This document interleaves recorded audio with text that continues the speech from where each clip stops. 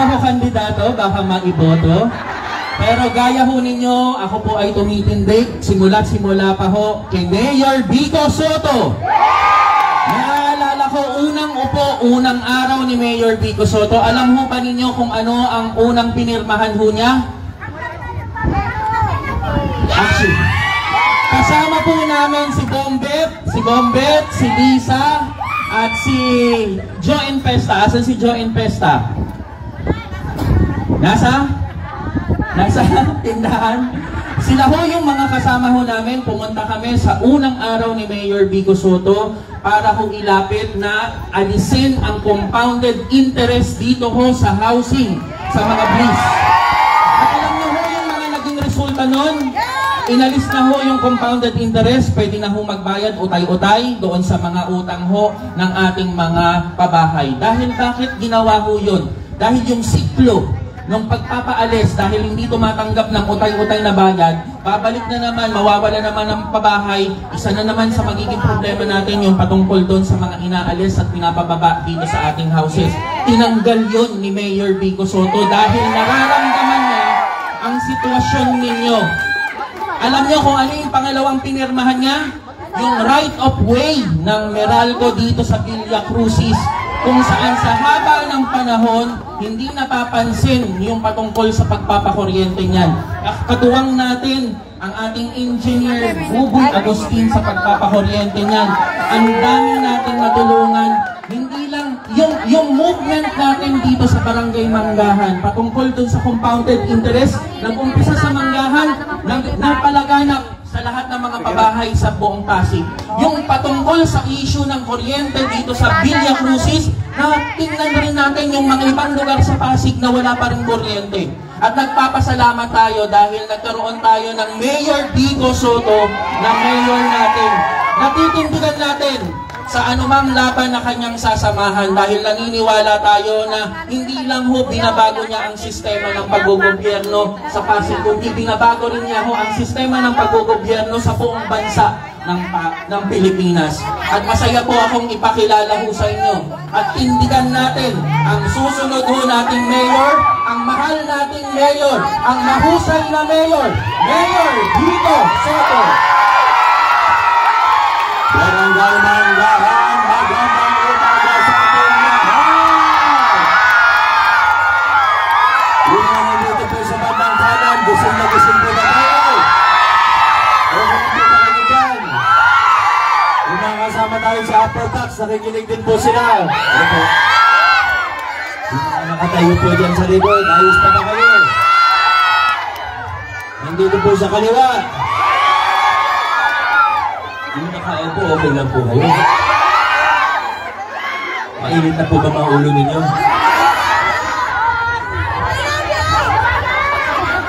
Bukas na mga tayo. Yung mga nandito sa tent, ayos lang ba kayo? Maraming salamat po sa napakainit na pagtanggap sa meeting ng Pasig. Pati pala mga taga-summer set, nandito.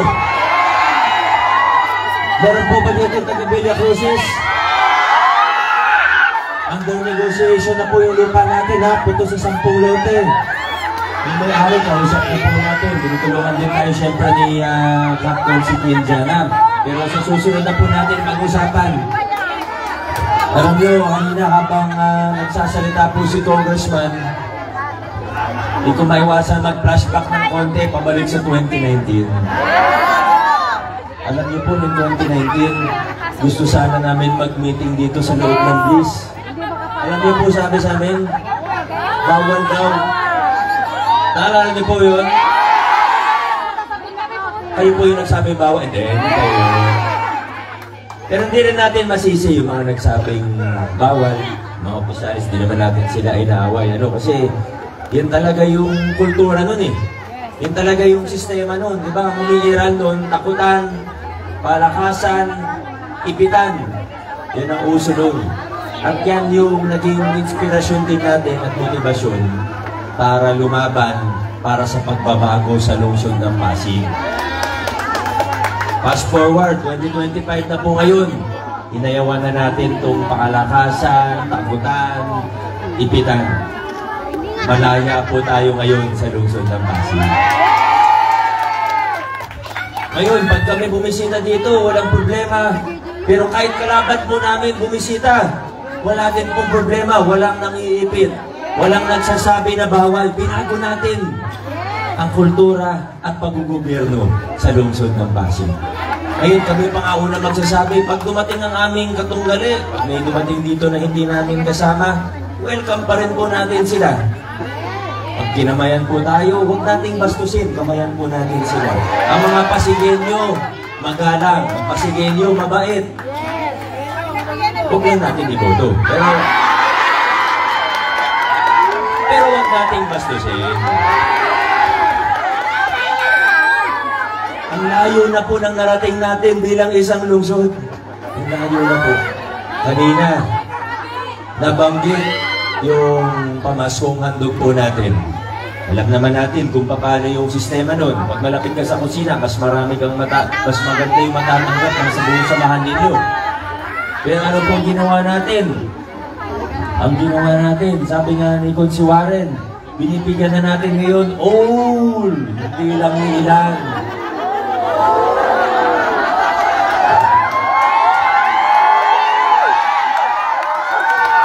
Ayaw nating nakakarinig ng Pasigenyo na nagsasabi ng sana all. Gusto natin ang sinisigaw ng Pasigenyo, meron all. Ganyan tayo sa Pasig. Meron po ba ditong senior? Kasi marami akong pwedeng pag-usapan. Marami tayong pwedeng banggitin na programa. Mga konsel natin, nagbanggit yung si Vice Mayor Dodo, daming naikwento tungkol sa mga, hindi lang pagbabago, kundi sa mga programa, expansion ng mga lumang proyekto, ng serbisyo, pati sa ospital, di ba? Nilalakihan natin ngayon yung isang ospital, dinoble natin yung bed capacity ng pangalawang ospital natin. Dun sa unang ospital naman, may bagong yung para sa puso, yung cat lab, marami pa pong iba. Yung mga health center natin, lahat po, inaasikaso natin. Pero, hindi ko naman maikukwento lahat yun ng isa-isa. Kasi kung isa-isahin natin ang programa at proyekto natin, eh baka gabihin po tayo dito. Yung mga taga-Bliss, magsasahing pa daw kayo. Kaya, iksian ko na lang po ang mensahe ko. Ano? Ha? Gusto nyo, hanggang gabi tayo nito. Huwag naman, may iba kaming pupuntahan na. Para makapagpahinga din po kayo. Isang sektor na lang po, babanggitin ko. Isang topic na lang. Para hindi na po masyado marami. Sino po ba dito ulit? Taas ulit ang kamay, yung mga senior. Okay, pag-usapan po natin, senior high school. Meron po tayong scholarship program. Tama po ba? Naalala ko po, nung bago tayo po ng 2019, yung scholarship, sabihin na natin marami na rin yun. Yung panahon na yun, nasa 11,000 na ang scholar ng lungsod ng Pasig. Sabi, marami na yun, 11,000. Pero marami sa kanila, kinakabahan mo yung parating na kami ni Congressman. Minsan, may mga sumasalubong po sa amin, pinasabi, Vico, pasensya na, hindi kita pwedeng maiboto. Kasi scholar yung anak ko, 2019 po ito. Nakabahan. Alam naman natin doon kung ano yung pangalan ng scholarship, di ba? Kaya noong 2019, nung nabigyan na tayo ng pagkakataon, nagpakilala tayo ngayon ng mga pagbabago. Ano po muna natin ginawa? Inayos natin yung mga requirement. Ginawa natin mas simple. Ang isa po sa tinanggal natin na requirement, yung point system. Sino po sa inyo naabutan yung point system? Naalala nyo nun, yung scholar ng Pasig, kailangan mag-attend ng katakot-takot na event. Pag may parada, kailangan sila doon mag-attendance. Pag hindi nila naabot yung points, hindi na sila makakasama pag-renewal. Tinanggal natin yan. Bakit? Huwag na natin idamay sa politika yung mga scholar natin. At focus sila sa pag-aaral, hindi sa pag-attend ng mga event ng City Hall. Yan po yung unang ginawa natin pagbabago. Pangalawa, para sa mga tinanggal yung ibang mga requirement, Gaya ng kailangan dati, botante. Muli po, huwag na natin idamay sa politika ang mga scholar. Ngayon po, pag below 18, hindi na kailangan ng voters registration ng magulang. Kasi hindi naman kasalanan ng bata kung hindi nakapagparehistro, hindi nakakuha ng certification, o hindi nakaboto ng 2 beses. Hindi naman kasalanan ng bata yun. Patunayan lang, nasa Pasig talaga nakatira. Pero siyempre, pag 18 pataas, meron naman tayong obligasyon, yung civic duty, kung tawagin po natin, na bumoto. Ibang usapan naman po yun. Pag 18 and above. Pero hindi tatanungin kung sino ang binoto. Hindi tatanungin kung kanino ka sa politika. Basta, yun lang po. Ginawa natin simple requirement. Pangalawa pong pagbabago na ginawa natin sa scholarship, pinalitan natin yung pangalan ng scholarship. Kasi pera yan ang taong bayan. Hindi naman ang gagaling sa bulsa ng politiko. Alam niyo po ba, noong 2019, may nagsuggest sa akin, bakit hindi mo gawing Biko Scholar? Ay ko hindi. Tapos na mga panahon na kada programa, kada proyekto ng ating pamahalaan ay Project of Mayor ganyan, Project of Mayor ganito. Ang gusto po natin, pag may nakita tayong pinagawa, may nakita tayong serbisyo ng pamahalaan, hindi natin iisipin na, wow, ang bait ni Mayor. Hindi po, tapos na tayo doon, graduate na tayo doon. Pag may nakita tayong programa, pag may nakita tayong serbisyo ng pamahalaan, pag may bagong pinatayo ang ating gobyerno, ang iniisip na po natin ngayon, project ng Pasig City. Bilang mamamayan, kasama ako dyan, akin yan, akin to. Pangatlong ginawa natin sa scholarship, habang naglilinis tayo ng pamahalaan, umayos ang budget natin, lumaki ang income, bumaba ang korupsyon, ang daming natipid, saan natin dadalhin yung natipid natin pondo? Mula 11,000 scholar noong 2019, sa kasalukuyan, nasa 25,000 na ang bilang ng ating scholar. Pag sinama nyo yung mga scholar natin sa technical, vocational, na-triple natin ang bilang ng mga scholar sa lungsod ng Pasig. Wala 11,000 academic scholar natin yan. Sa 25,000 kasama Pag-asa Scholarship. Pero may mga iba pa tayong scholar eh. May estudyante pa ang PLP. Scholar din naman po sila. May mga iba pa tayong mga programa. Pag pinagsama-sama yan, mahigit 30,000 po yan. Na-triple natin sa loob ng 6 na taon ang bilang ng scholar sa lungsod ng Pasig. Isang halimbawa pa lang po yun, yung scholarship pa lang po yung tinapik ko kasi marami nagtaas ng kamay na senior high school po sila. Pero, eto na po tayo, mga kaibigan. Dito na po tayo. Yung mga pinaghirapan, yung mga pinaglaban natin na reforma at pagbabago na hindi naging madali, hindi milyong piso pinag-uusapan natin, kundi bilyon. Pero napagtagumpayan natin at ito na ang mga bunga. Nandito na po tayo mga kaibigan. Hindi na tayo liliko-liko pa. Marami tayo napagtagumpayan mula 2019. Pero noong 2022, ang laking tulong po ng ginawa ninyo dahil binigyan niyo kami ni Congressman Roman na mga kasama pati sa konseho. Ang hirap po ng gusto natin dumiretso pero may gustong umami pasahero na inaagaw yung manibela, gustong lumigo. Kailangan buo po tayo. Yung mga kasama natin sa giting ng Pasig, di naman po dahil close kami dati o kaibigan, hindi po. Yung mga kaibigan nga ako sa kabila, pero kahit magkaibigan kami, pag nagkasalubong kami, magbabatian kami, pwedeng magbiruan, pwedeng magkwentuhan, pero pagdating sa trabaho, ang hirap kasama nang hindi mo kapareho sa prinsipyo. Gusto natin maglinis ng pamahalaan, gusto natin tapat na pamahala, tapos may maririnig ka, humihingi ng kickback sa kontraktor, nilalakad dun yung pogo. Wala nang pwesto sa ating pamahalaan para sa mga ganong klaseng opisyalis. Piliin natin ang mga tao na kapareho natin sa prinsipyo at naniniwala sa direksyon na pinupuntahan natin, naniniwala sa direksyon na tinatahak natin bilang isang lungsod. Yan po mga kasama natin sa giting ng Pasig. Sa ating congressman, nabasa niyo naman po ang kanyang pamaypay. O baka hindi niyo po po nabasa kasi mainit na. May po kayo. Mamaya, basahin po ninyo pag nasa mga bahay na po kayo.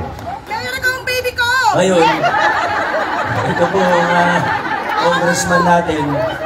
Talagang nagtatrabaho. Kita niyo po kung gaano karaming nakalista dyan. Maraming salamat po.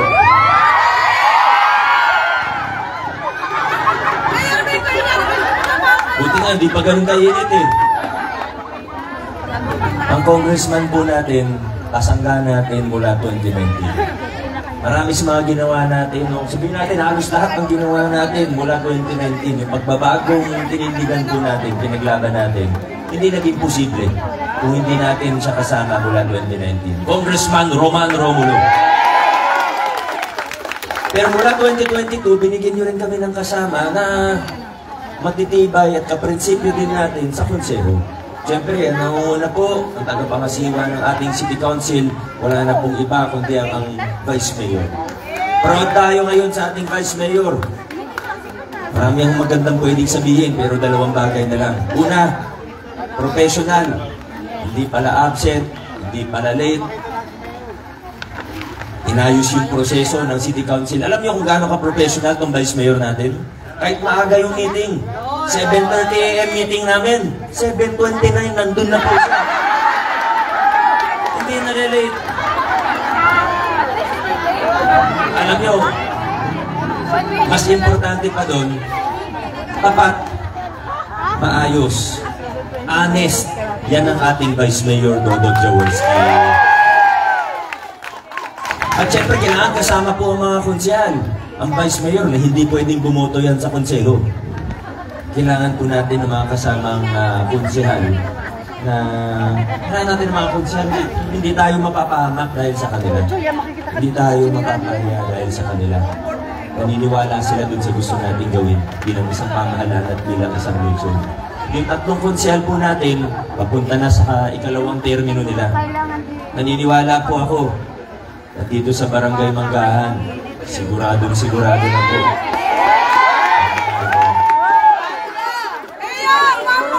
Number 1 sa ating mga balota. Sandali lang, 143 kakagad. Kung saan mo ba? Ate, advance naman eh. Salamat po. Number 1 sa ating mga balota, ang tumulong para magkaroon tayo ng maayos na linya ng kuryente, Pamilya Cruces. At sa iba pang lugar, nasa 1,000 family na. Pinatulong mo para mabigyan ng legal at ligtas. Yan ang importante, ligtas na linya ng Meralco. Councilor Buboy Agustin ang tumulong sa atin para matulungan din ang mga maliliit na negosyante mula sa market vendor hanggang sa maliliit na sari-sari store na hindi na charge ng business tax hanggang sa mga tuta na wala na silang binabayaran na prangkisa ngayon. Libre ng prangkisa ng tuta. Alam niyo po ba yun? Sa tulong ni Councilor number 8, Maro Marquez. Number 8 siya nung high school sa basketball. Aminin mo, anong number mo nung high school ka? Bata pa lang ako, pinapanood ko na ito maglaro. Pero sa balota, number 14. Pero kung malito po kayo at number 8 yung una yung na-shake, okay lang naman. Kasi sabi nga nila, pag may 1, 4, 3. 1 plus 4 plus 3, anong number? Sino pong number 8 sa mga balota ninyo? Ang daming na ito. 3 years pa lang konsyal, pero yung sa solo parent ordinance, siya tumulong sa atin para ayusin yun. Alam niyo ba, pag may mga event tayo, Araw ng Pasig, Pasko Tita, kung tumutulong din po sa atin dyan, Councilor Angelo De Leon.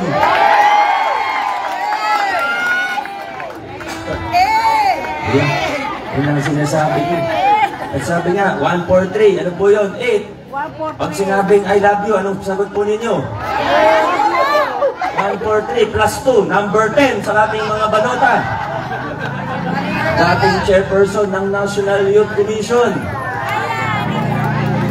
Pang-national na nga yung posisyon nito, naging undersecretary na po ito.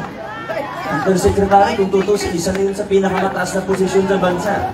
Pero gusto niyang tumulong sa lungsod kung saan siya nakatira. Taga-Barangay de la Paz lang po siya, kapitbahay niyo lang po. Ngayon pa lang, ang dami niyang naisishare na sa akin Hindi lang tungkol sa pakikipag-ugnayan sa national, no? Pero pati sa mga programa, sa sports, sa youth empowerment. Magiging malaking tulong po ito sa atin sa konseho. Napakabait pa. Bonus na lang yun. Napakabait. Councilor Ryan Enriquez. Siyempre, hindi po nating nakalimutan. Sa 143, merong number 1, merong number 3. Pag pinagsama, 1, 3, 13 po yan. Kasama natin na senior citizen, kahit mukhang 59.5 years old lang po. Anong pangalan niya? Anong Warren Incenso? Anong pangalan niya? Anong Warren Tosino naman? Tutulong po ito sa atin para sa senior citizen, para pagandahin pa yung mga programa natin sa senior citizen. May experience din siya sa larangan ng edukasyon. Marunong siya magpatakbo ng school. Wala na pong iba. Kundi si Councilor Warren Inocencio. Okay na? Uwi na tayo? Bakit? May isa pa? Anong number? Anong number? Number 15. Sino ba yung number 15? Ano abunda? Huwag po tayong malito ha. Alam niyo naman kung saan nanggaling yung ito, kagawad ng Barangay May Bunga. Maganda yung programa niya kontra malnutrisyon. Ako, hindi naman ako nahiya. Siya, naging kagawad, meron po ako. Pero pag may nakita tayong maganda sa barangay, kopyahin natin, gayahin natin. Maganda yung programa niya laban sa malnutrisyon. First 1,000 days, wala nang mas importante pa. Pag nalagpasan natin yung 1,000 days, kulang sa nutrisyon ng bata, habang buhay niya po nadalhin yung kulang po, hindi na maabot ng buong potential niya. Kaya nabilib ako dito sa tao dito. Anong pong pangalan niya? Alam niyo po ba kung saan galing yung pangalan na Boye? Ano po, saan po galing yung pangalan na Boye? Tama po kayo. Ang pangalan na Boye ay ang pinaghalong Buboy at Warren. Kaya po naging Boye ang kanyang pangalan. Number 15 sa ating mga balota, Boye Raimundo. Mga kasama, mga taga-barangay Manggahan, marami na po tayong napagtagumpayan. Tuloy-tuloy lang po tayo. Kung pagbabagong nasimulan na, paigtingin pa po natin. Kung anong serbisyong meron na, palawakin pa po natin. Kami sa Giting ng Pasig, hindi kami mahilig mangako. Kasi alam natin, pag malapit ng eleksyon, ang pinapangako na sa atin ng iba, langit, lupa, pati ibang planeta, pinapangako na sa atin. Pero tayo, hindi na tayo mangako pa. Hindi na maraming sabi-sabi pa, basta kung pwede, kayang gawin. Kung magandang gawin, gagawin na lang po natin. Hindi na kailangan ipangako, wala na maraming sabi-sabi pa. Gusto na lang pong tanong, mga taga-barangay Manggahan, kayo po ba sa Manggahan ay naniniwala na tayo bilang isang lungsod Pasig ay nasa tamang direksyon? Nakasabi po ng konti, naniniwala po ba tayo na nasa tamang direksyon tayo bilang isang lungsod? Mga kasama, kung tayo po ay nasa tamang direksyon, huwag na tayong bumalik dun sa mga lumang kalakaran. Hindi ba kasi gusto bumalik sa mga lumang kalakaran, hayaan nyo po sila, konti lang naman po sila, mas marami po tayo. Mga kaibigan, dire-diretso lang tayo sa lungsod ng Pasig. Maraming salamat, God bless, Barangay Manggahan, God bless. Pasig City. Ito po ang number 4 sa balota, Mayor Vico Soto, Barangay Manggahan, Balot Street, Giting ng Pasig. Maraming salamat po. Ayan, yung mga magpapapicture.